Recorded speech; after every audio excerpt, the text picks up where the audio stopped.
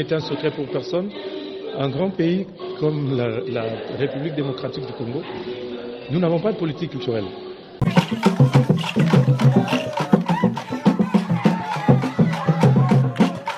Nous voulons qu'il y ait quand même une politique culturelle qui nous protégerait davantage. Comment on a dit?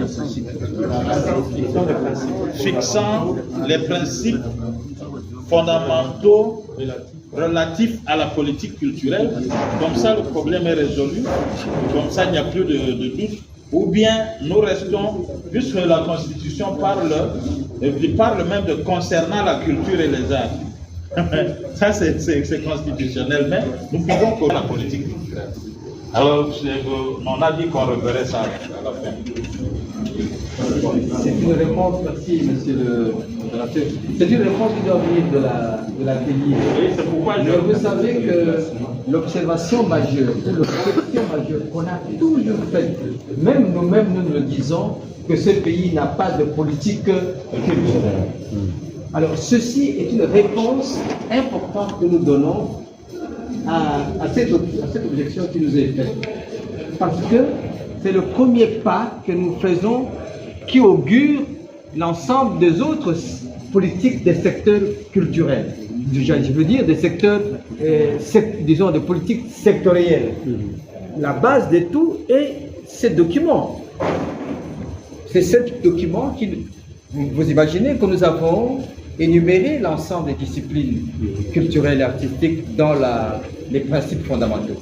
Mais qu'est-ce qui est attendu après? Ce qui est attendu, c'est qu'il y ait des lois spécifiques élaborées sur les patrimoines, sur les disciplines spécifiques. Les cinéastes veulent avoir leur loi, veulent avoir une organisation. Les arts plastiques, mais non, tout cela, je pense que, la Bible de référence sera ces principes fondamentaux.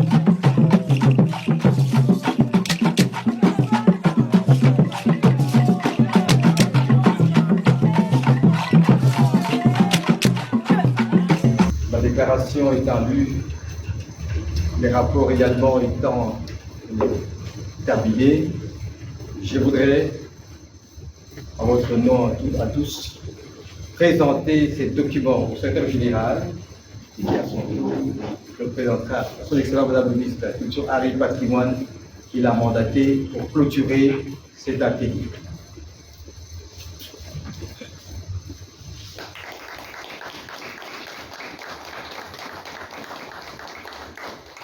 Nous voici à la fin d'un travail que nous attendions. On attendait ce travail depuis longtemps. Et aujourd'hui, nous sommes à la fin de ce travail et que je déclare tous les travaux de l'atelier. Bonjour madame.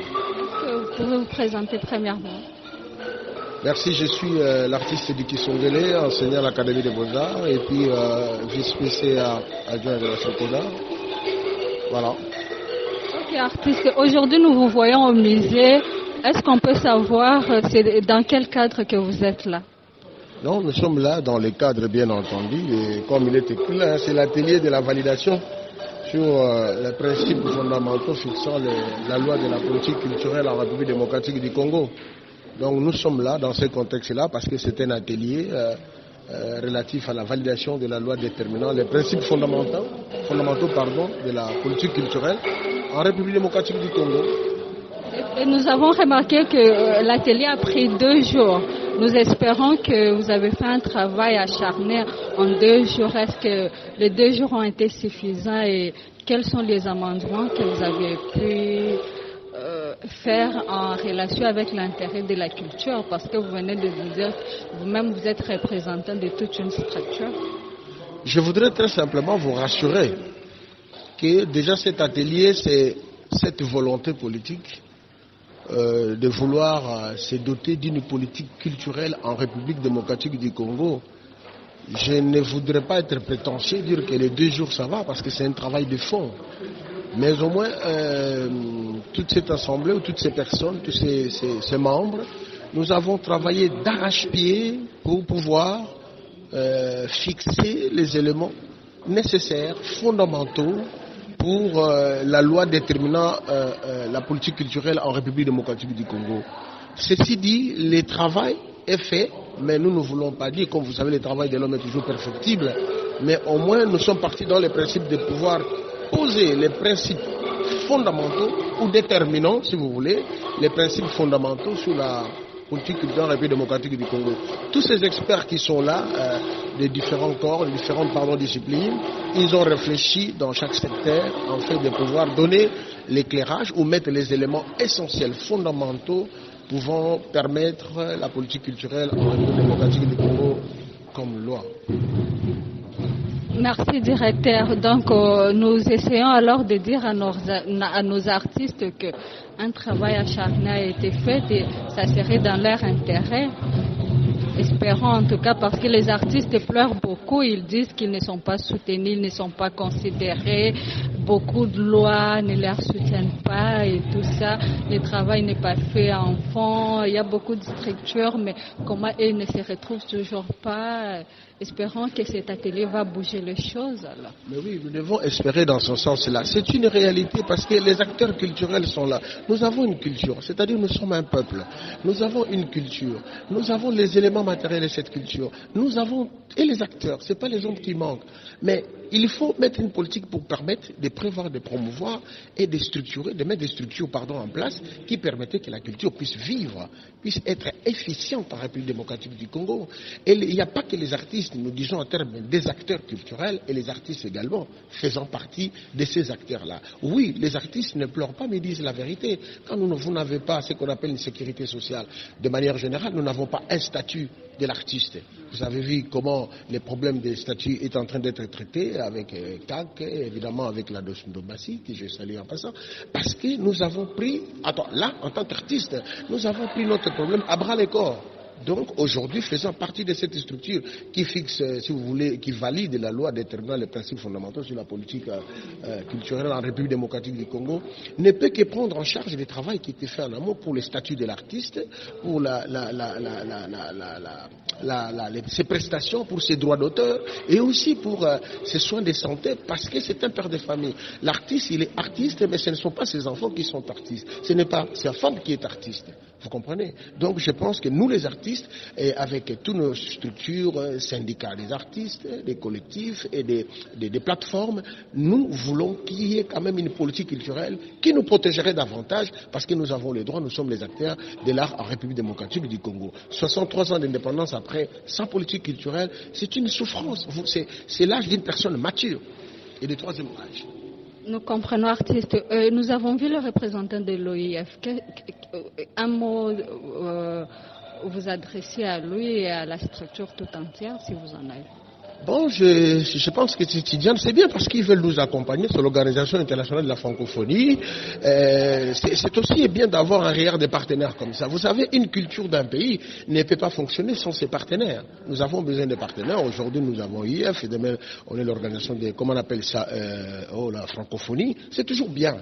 Donc, je ne voudrais pas dire que sa présence ça apporte d'abord un plus, c'est la présence d'un partenaire qui a une expérience et on a besoin d'être soutenu parce que c'est une vision de la République démocratique du Congo, de l'homme qui veut avoir par rapport à sa culture. Donc, les partenaires, ils sont les bienvenus. Je l'ai toujours dit, heureusement, la culture n'a pas de frontières, c'est ce qui nous donne possibilité de rencontrer les autres. En rencontrant les autres, on s'enrichit davantage.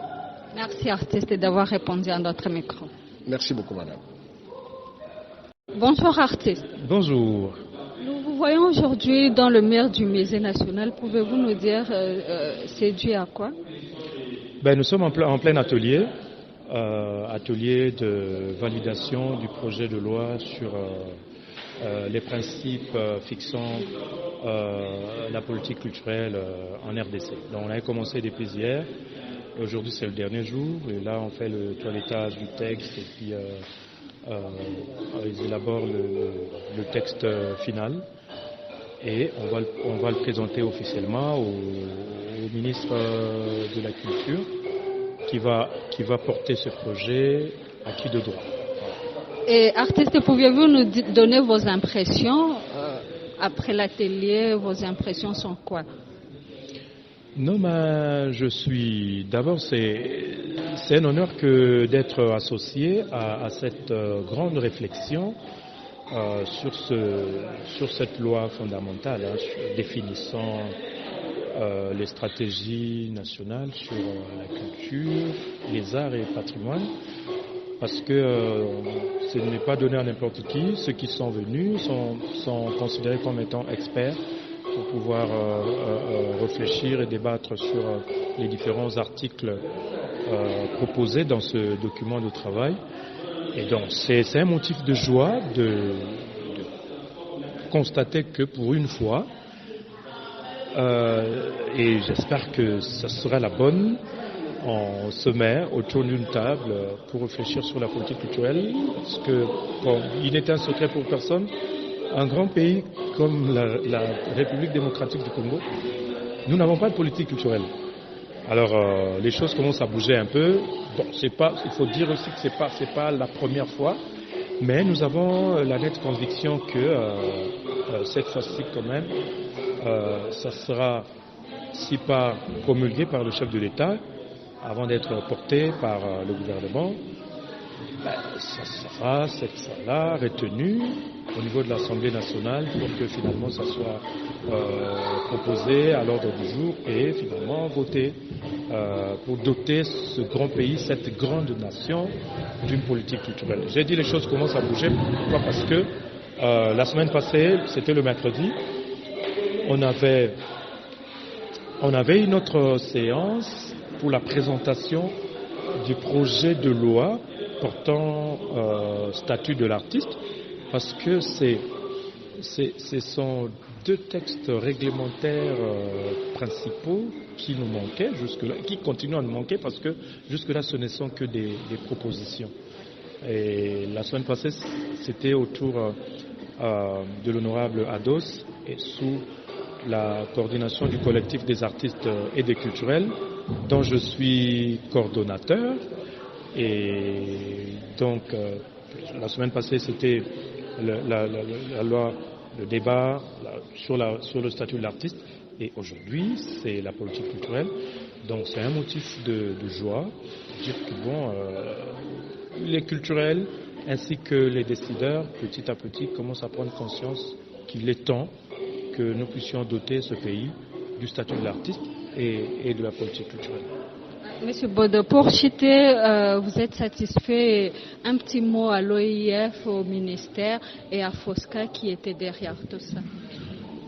Non, mais en tout cas, coup de chapeau à l'OIF, parce que, comme vous le savez, l'OIF, c'est cet organisme de la francophonie qui nous apporte de l'expertise dans plusieurs domaines et dans le cas d'espèces, dans le domaine culturel. Et il y a même le représentant qui est resté avec nous depuis le début des assises jusqu'à maintenant. En tout cas, cela prouve l'intérêt que la francophonie accorde à la République démocratique du Congo, qui se trouve être la plus grande nation francophone de par le nombre de la population ayant la langue comme outil d'expression, la langue française comme outil d'expression. Coup de chapeau également au FOSCA, parce que ils ont prouvé qu'ils ne sont pas là pour rien, ils sont là pour travailler, ils ne sont pas là. Les dirigeants du FOSCA ne sont pas là pour faire du tourisme à la tête de cet organisme, de cet organe spécialisé du ministère de la Culture. Mais ils sont là plutôt pour travailler. Et je pense que les dirigeants actuels vont entrer dans les annales de l'histoire de la culture de notre Congo, comme quoi ils ont donné de l'impulsion à ce que nous puissions avoir cette loi sur la politique culturelle. Mes remerciements également au ministère de la Culture, qui est notre ministère de tutelle, pour le dynamisme, pour son sens élevé de pouvoir faire en sorte que la culture puisse être ce moteur de développement pour la nation congolaise en particulier et pour l'Afrique en général. Merci artiste d'avoir répondu à notre micro. C'est moi qui vous remercie. Bonjour madame. S'il vous plaît, vous pouvez d'abord vous présenter. Inspecteur principal, CCN, Comité consultatif national, Maître Richard Bufunga. Maître Richard, merci. Aujourd'hui, vous êtes au musée. C'est le deuxième jour de l'atelier. Pouvez-vous nous dire l'atelier a fait trait à quoi Ok, nous sommes dans l'atelier de validation de la loi fixant les principes fondamentaux, c'est-à-dire les principes qui concernent relatifs à la culture, art et patrimoine. Voilà, pour la vie des artistes culturels. Merci maître. Est-ce que vous êtes satisfait des recommandations et de la chute parce qu'aujourd'hui c'est le dernier jour? Oui, effectivement, nous sommes satisfaits parce qu'on a commencé depuis hier. Satisfait pourquoi? Il y a plusieurs volets. Je peux survoler rapidement. La vie de nos artistes n'était pas prise en compte. Il y avait un vide juridique. Ils n'étaient pas protégés. Ils vivaient comme s'ils ne travaillaient pas. Alors, sous d'autres ciels, les artistes vivent leurs œuvres. Mais nos artistes, nous, mères pauvres, vivent comme s'ils ne travaillent pas. Alors que ce sont eux qui sont la matrice de la joie de tout un peuple. À partir de cet atelier, il y a des principes fondamentaux qu'on a fixés pour permettre à nos artistes de vivre désormais leurs œuvres. C'est-à-dire la loi va les accompagner, les protéger et faire de sorte qu'ils soient réhabilités dans leurs droits autrefois oubliés. Voilà, nous sommes vraiment satisfaits, très satisfaits. Merci maître, nous sommes contents comme les choses se sont bien passées. Est-ce que vous avez un mot à votre madame la ministre de la tutelle ou à l'OIF parce que nous avons vu son représentant dans la salle? Oui, sincèrement, nous félicitons madame la ministre parce que c'est une première. Nous félicitons OIF pour son assistance. Et je remercie aussi. Et FOSCA, bien sûr. Oui, bien sûr, parce que sans leur soutien, on ne serait pas là où nous sommes aujourd'hui. Ils ont contribué beaucoup pour que nous y soyons là où nous sommes aujourd'hui. Surtout mes sincères félicitations à Madame la ministre pour son appui. Merci, maître. Merci de nous avoir accordé cette interview. Merci. Bonjour, madame. Bonjour, madame la journaliste. Est-ce que vous pouvez vous présenter premièrement? Ok. Je m'appelle Madame Marceline Palayumemboudi. Je donne ma fonction immédiatement. Oui. Directeur général du réseau Lecture pour tous, service spécialisé du ministère de la Culture, Arts et Patrimoine. Vous pouvez nous dire aujourd'hui, nous vous voyons au musée, c'était en fait quoi l'atelier et la thématique était quoi? Très bonne question, madame. Si nous nous sommes retrouvés aujourd'hui, pas seulement aujourd'hui, mais depuis hier, le 2, donc du 2 au 3 novembre, si nous nous sommes trouvés dans ce beau cadre du musée, c'est justement pour participer à la validation du projet de loi fixant les principes fondamentaux relatifs à la culture, art et patrimoine. Merci. En RDC. Merci madame de nous avoir accordé votre temps. Ok, c'est bien gentil.